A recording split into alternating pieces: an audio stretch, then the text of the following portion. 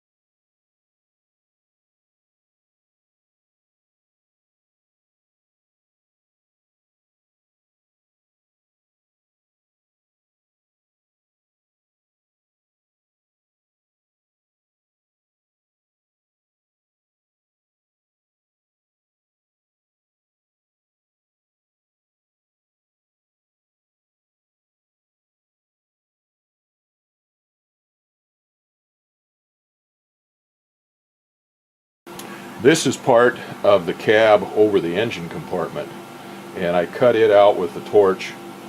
I just freehanded it in a hurry, and then I put it aside specifically for the purpose of putting on this little Komatsu for the top.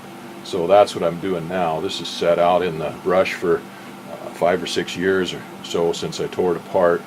Like I said, I just freehanded it with the oxyacetylene torch. Got some dirty edges on it and stuff. And so right now I'm taking the plasma torch and cleaning it up. And typical me, I'm not doing as good a job as I could because I'm kind of a rough hand at all this stuff anyway. But this little plasma cutter is doing a pretty good job. This is a Simadre SIMCT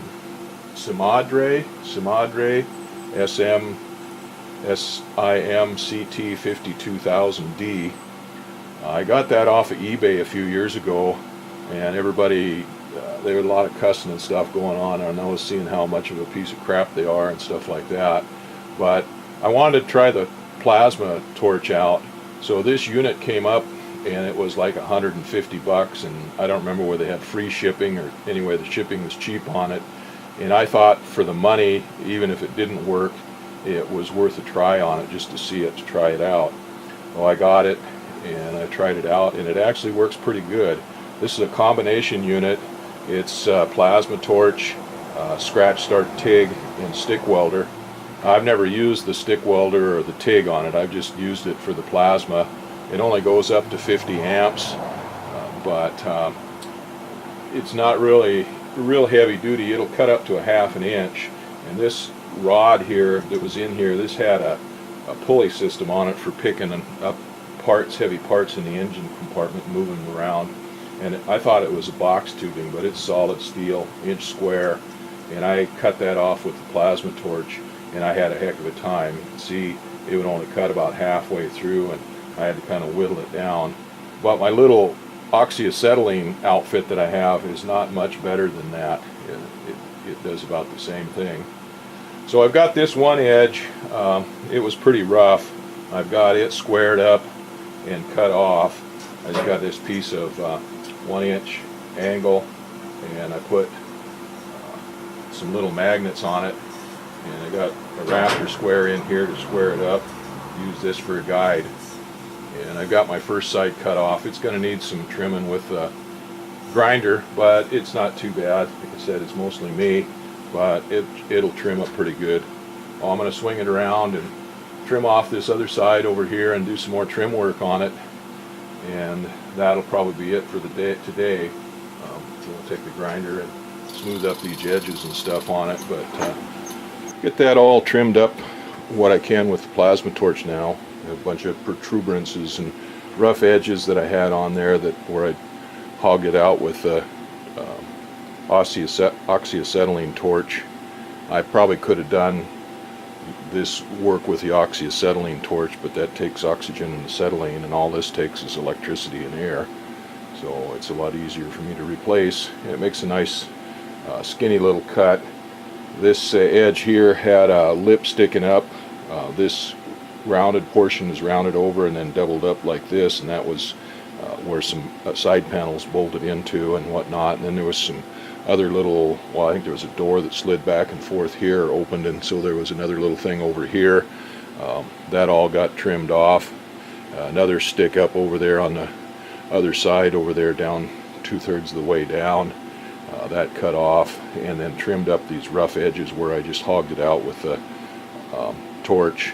And then there was some bolts here that held on a little bracket that was for the air filter bracket. Oh no, the exhaust stack. That's how it bolted on there. So there's a couple of holes in there. It's time to go get dressed to go to Thanksgiving dinner at the Sons of Norway Hall now. The little machine here handled everything pretty good. I had it turned up all of the way. How far does that go? 51 amps to try to cut off that 1 inch bar over there. And I just got it done, and the thing overheated and shut itself down. A light here that come on. Well, I left it on for a little while and went up to the basement and did some things up there, and then came back, and that little light was still on after about 30 minutes or so, but there was no hot air coming out of it. It's cool air coming out of it.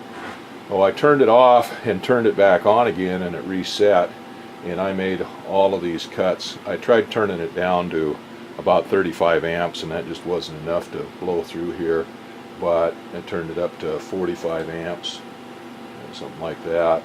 And doing all of these cuts, there's some pretty long cuts here that I did non-stop, and the thing never hesitated. Duty cycle on it's not 100% by any means. It's just a little lightweight machines, but it did pretty good for what it is, I think. I probably should have turned the air up a little higher, because the last thing I did with it, yeah, I probably should have turned the air up higher. The last thing I did with it was cutting some stainless steel, some 20 gauge stainless steel, and I had it turned way down for that, and I had the air turned down. So that was I probably should have turned the air up a little more. Anyway, that's that for now. A little bit of grinder work on it, and then we'll have to make brackets on the excavator, get it down here, and weld up those a couple of brackets on there to put this on.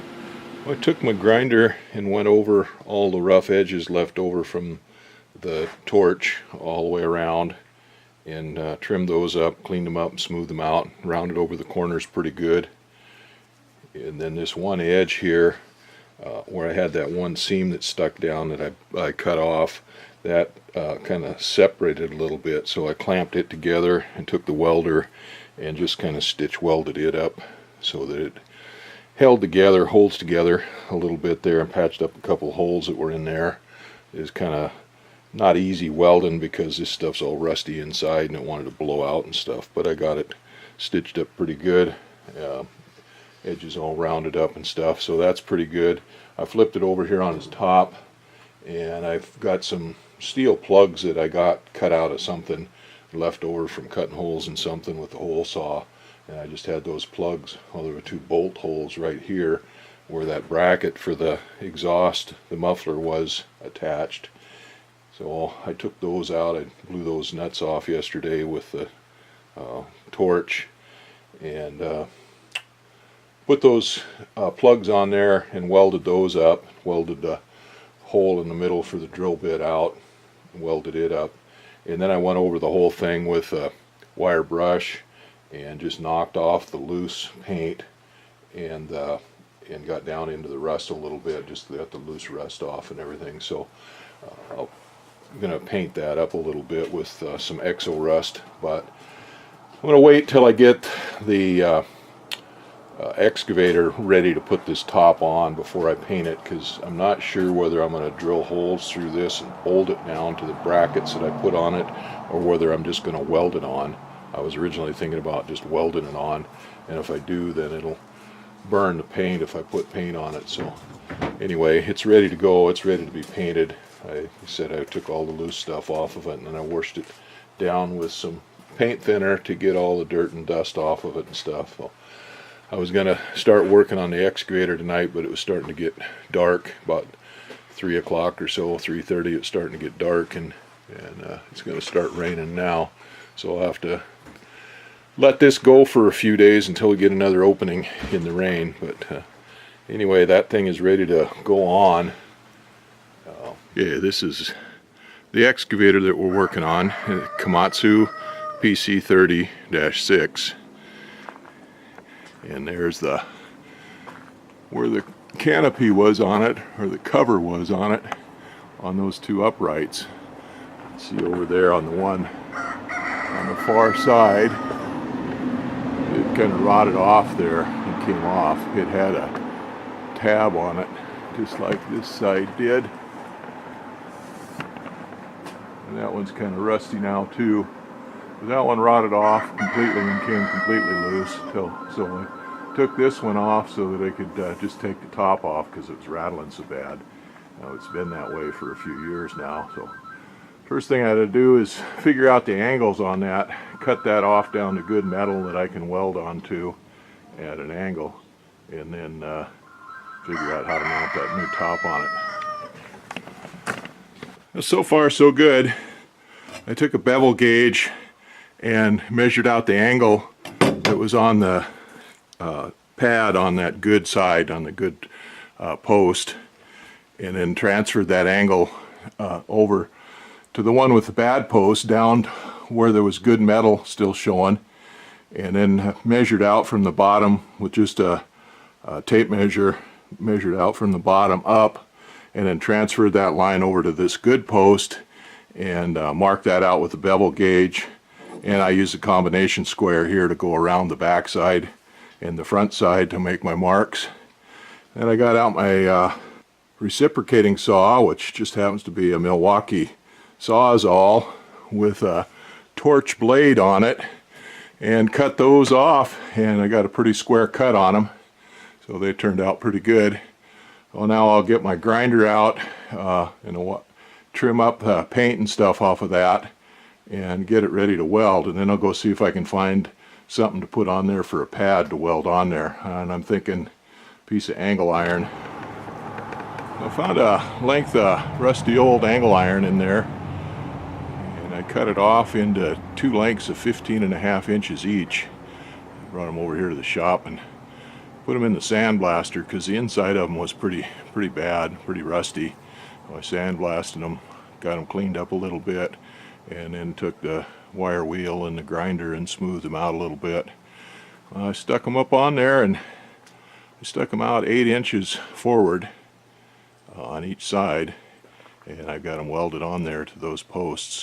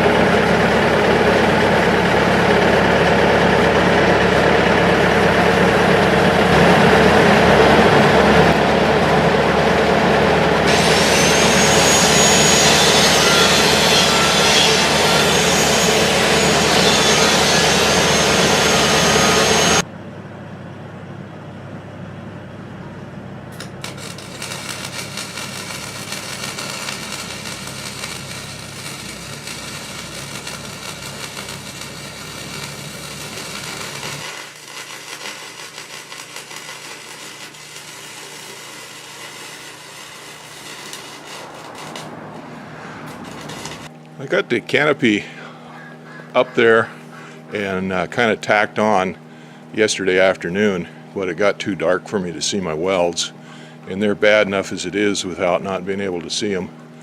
So I put the machine away for the night, figuring I'd get out at first thing this morning and get it finished up. The weather was supposed to be nice for 3 or 4 days here, so I just put the machine up there and shut it down, got it out of the middle of the driveway and then shut it down up there. Out of the way, didn't cover it up. Well, it started raining in the middle of the night last night, and this morning it was heavy rain and blowing like hell, and I didn't feel like getting out here and finishing it, and the damage was already done as far as the water. Well, I come out a little while ago and it quit raining, or didn't quit, it let up a little bit to check on it, and surprise, surprise, the canopy is doing its job. The seat there was dry, and any water that got on it would have puddled up on that plastic bag for sure. So the seat was dry and the control panel was dry. So that thing is doing its job. Well, I just cleaned up the flux, the slag off of the welds that I made last night, and I'll go ahead and do some more welding on it. What I've got on there would probably be okay, but that's a pretty heavy piece of metal up there, and it bounces around, gets a lot of vibration in it when this machine's running, especially when it's traveling. So I'm going to go ahead and weld it up some more, and there's some pretty good gaps in there and stuff. I'll try to fill those and get some decent welds in there now this daylight and I can see. So that's the project now. But otherwise, I'm pretty happy with that. That's working pretty good. It's a old engine cowling off of a 1969 Kohring 466, and now it's a canopy on a 1996 Komatsu PC30. So that's recycling for you. I better get this thing out of the rain. That job is done. It's welded on there to stay now. Some of those welds look like bubble gum mixed with dog crap, but they're functional. Wished I could find glasses in a welding helmet that would not fog up on me at 40 degrees and 100% humidity. That's probably not feasible on my budget. Or if I could hold my breath for 4 minutes at a time like I could when I was 20, but that ain't going to happen either. Also need bifocals on the top of my glasses but for the number of jobs that I have to do looking up, it's not very practical either. These guys don't call me a stiff-neck old codger for no reason. Anyway, that thing is on there pretty nice. It's not going anywhere now. I don't have to worry about it falling in my lap and chopping my legs off or anything. I'll go put it away and find something else to do inside. Today's Thanksgiving Day, November 22nd, 2018. So we're got to go over to my son's place and have Thanksgiving here in a few minutes. So Anyway, I got a few things that I can do inside. I'll get those done.